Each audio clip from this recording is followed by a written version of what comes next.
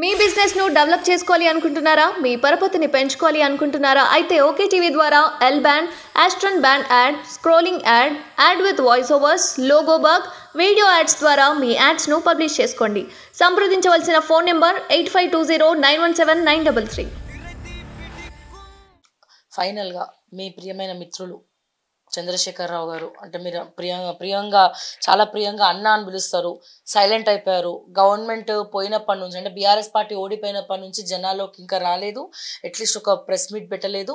And మొన్న audio call మీరు కూడా వినే ఉంటారు. వ్యవసాయం చేసుకుంటా నేను ఎరువులు తెచ్చిపెట్టని చెప్పి అక్కడ ఫామ్ హౌస్ దగ్గరలో ఉన్నటువంటి ఒక పర్సన్కి కాల్ చేయడం జరిగింది. అండ్ అలాగే మొన్న కూడా సంతోష్ కుమార్ ట్విట్టర్లో ట్వీట్ చేసిండ్రు, అడుగులు వేస్తున్న కేసీఆర్ అని చెప్పి.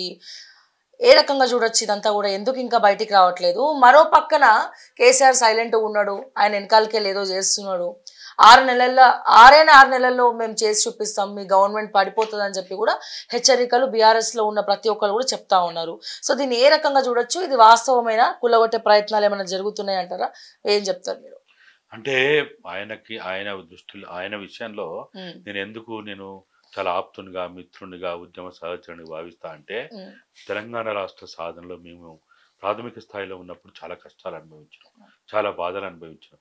ఒకరి ప్రాణానికి ఒకరు అన్నట్టుగా మేము కదిలినాం. అప్పుడు ఎవరు ఉన్నారమ్మా? ఈ మెగా కృష్ణారెడ్డి కనీసం ఒక 5 లక్షల రూపాయల డబ్బుల కోసం, చందా కోసం అడిగితే మా కేసీఆర్ ఫోన్ బ్లాక్ చేసుకున్నాడు. ఫోన్ నెంబర్ బ్లాక్ చేసుకున్నాడు. రామేశ్వరరావు 2 లక్షలు అడిగితే మా ఫోన్ నెంబర్ బ్లాక్ చేసుకున్నాడు. దొంగలమ్మ వీళ్ళు. కానీ ఇప్పుడు అదే దొంగలు వీళ్ళు పక్కన పెట్టుకున్నారు కదా సార్. అదే కదా వీళ్ళు చేస్తే తప్ప. అందుకనే నేను ఏం చెప్తా అంటే, నా ఉద్యమ సహచరునికి, ఓ శేఖర్ అన్న, నేను మీకు చెప్పగలిగేది ఒక్కటే. 9.5 సంవత్సరాల్లో మీరు చేసిన తప్పులకి మిమ్మల్ని తెలంగాణ జాతిపిత, తెలంగాణ గాంధీ, తెలంగాణ నవ అంబేద్కర్ అనే ప్రజలైతే భావించిందో, ఆకాశంలో నిన్ను చూసుకున్నారో ఆ ప్రజలకి నువ్వు నమ్మక ద్రోహం చేసినావు. ఆ నమ్మక ద్రోహం చేసిన ప్రజలకి నీకు చిత్తశుద్ధి ఉంటే నువ్వు బహిరంగ క్షమాపణ చెప్పు. బహిరంగ క్షమాపణ చెప్తే ప్రజలు క్షమిస్తారు. క్షమాపణని మించినటువంటి శిక్ష ఇంకొకటి లేదు. చేసి మీకు ఒకవేళ మళ్ళా టీఆర్ఎస్ పార్టీని కనుక వెలుగులో తీసుకురావాలి, తెలంగాణ వాదం నినాదాన్ని, ఉద్యమ ఆకాంక్ష నెరవేర్చాలనుకుంటే టీఆర్ఎస్గా రూపొందించుకొని నీ రాముని, కవితమ్మని కంట్రోల్ చేసి వాళ్ళని ఎక్కడ కూడా అతిగా ప్రవర్తించకుండా వాళ్ళని కనుక నువ్వు కట్టడి చేయగలిగితే అప్పుడే మీకు అయినా భవిష్యత్తు ఉంటుంది అనేది నా అభిప్రాయం. నేను ఒక మిత్రునిగా, ఉద్యమ సహచరునిగా, సరే మా సలహాలు తీసుకుంటారా లేదా పక్కన పెట్టినా కానీ నేను చెప్పగలిగేది, నేను మీకు వినిపించగలిగేది, మీరు చరిత్రలో చరిత్రహీనులు కాకుండా ఉండాలంటే, మిమ్మల్ని నమ్మిన ప్రజలకి మీరు నమ్మక ద్రోహిగా మిగిలిపోకుండా ఉండాలంటే, రామేశ్వరరావులోనో, మెగా కృష్ణారెడ్డిలోనో, చిరంజీవి స్వాములనో, ఇంకా ఈ దొంగలని, లంగలని, వెధవలని, మోసగాళ్ళని, భూబకాసులను నమ్ముకున్నందుకు మీకు ఈ శిక్ష పడ్డది. కాబట్టి ప్రజలు మిమ్మల్ని చాలా గౌరవించారు. ఇప్పటికి కూడా 39 మంది గెలిపించిందంటే అర్థం చేసుకోండి. ఇంకా 1.8% తేడాతోటి కాంగ్రెస్ ప్రభుత్వం వచ్చింది. చాలా ప్రేమ ఉంది సార్, ఇప్పటికి కూడా కేసీఆర్ మీద ప్రేమ ఉంది ప్రజలకి. కాబట్టి మీరు తక్కువ నష్టం చేయలేదు తెలంగాణకి. మీరు ఇంకేదో మేమేం చేయలేదు, తప్పు చేయలేదు అని మీరు అనడం, అది పరమ దుర్మార్గమైన, నీచమైన స్టేట్మెంట్. అది తప్పు చేసిండ్రో తప్పుని ఒప్పుకోవాలి. మీరు 100,000 సంవత్సరాలు జరిగినంత విధ్వంసం తెలంగాణకు జరిగింది.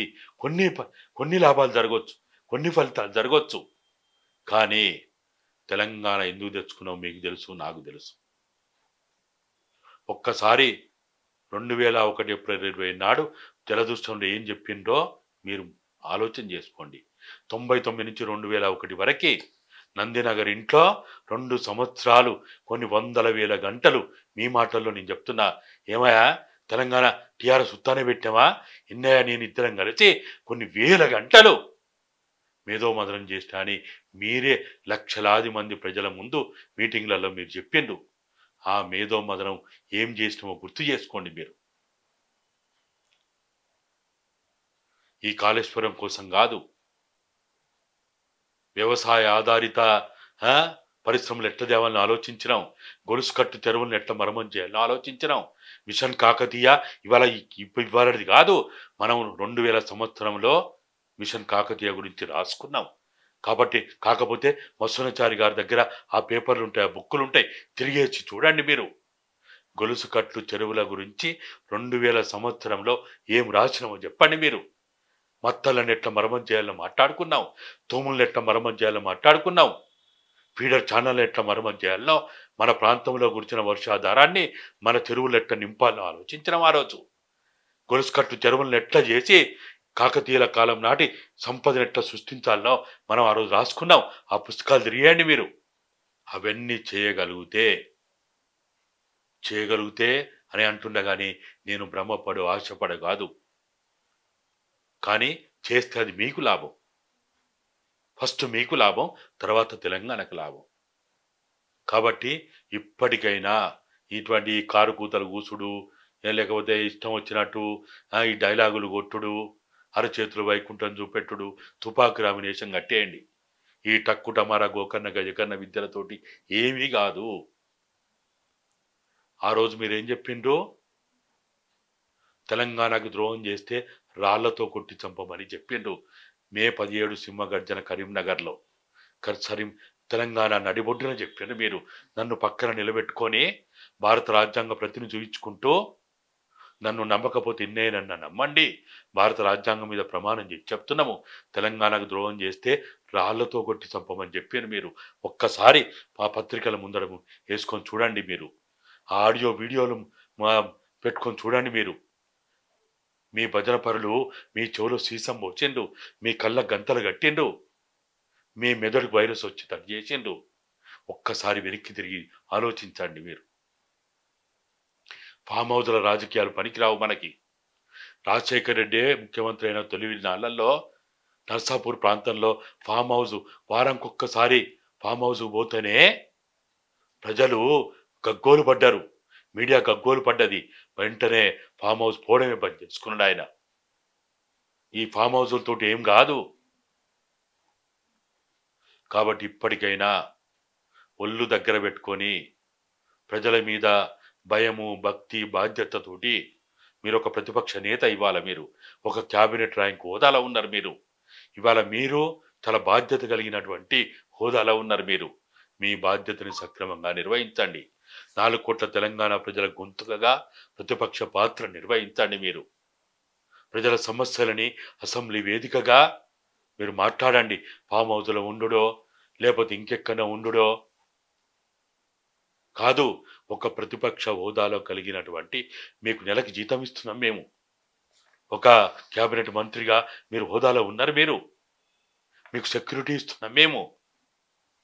కాబట్టి దయచేసి ఇప్పటికైనా మీలో మార్పు వస్తే అది ఫస్ట్ మీకు లాభం అవుతుంది, తర్వాత తెలంగాణకి లాభం. మీ బిజినెస్ ను డెవలప్ చేసుకోవాలి అనుకుంటున్నారా? మీ పరపతిని పెంచుకోవాలి అనుకుంటున్నారా? అయితే ఓకే టీవీ ద్వారా L band, aston band ad, scrolling ad, ad with voice overs, logo bug, video ads ద్వారా మీ యాడ్స్ ను పబ్లిష్ చేసుకోండి.